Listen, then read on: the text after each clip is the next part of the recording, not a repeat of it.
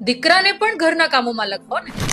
હું આમાં માનું છું. એનું કારણ છે, તમે દીકરાને ઘરના કામોમાં લગાવશો ને એટલે કે જે પેલો મેલ ઈગો જે ડેવલપ થવાનો છે ફ્યુચરમાં એ નહીં થાય.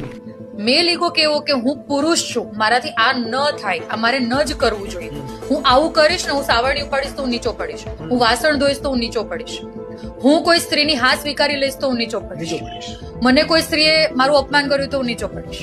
આ નીચો પડવા વાળી વાત છે ને એ નાનપણમાં ખતમ થઈ જશે.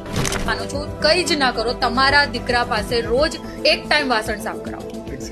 આ બહુ નાનો ચેન્જ છે, બહુ જ નાનો ચેન્જ છે. આનાથી એ પોતાની બેનને, પોતાની માને, ફ્યુચરમાં પોતાની ગર્લફ્રેન્ડને, પોતાની પત્નીને સમાનતાની નજરે જોવાનું શરૂ કરશે. એટલે એક એનું ઘર તરફ એક સોફ્ટ વલણ રહેશે, સ્ત્રીઓ માટેનું એક સોફ્ટ વલણ આવશે કે સ્ત્રીઓનું પણ કામ ઇક્વલી ઇમ્પોર્ટન્ટ છે. ચાહે ફ્યુચરમાં હું બહાર જઈને 10 કલાક કામ કરીશ તો પણ ઘરે આવીને હું મારી વાઈફને એવું તો નહીં જ કહું કે તે આખો દિવસ શું કર્યું, તારે તો કઈ કામ નથી જોતું.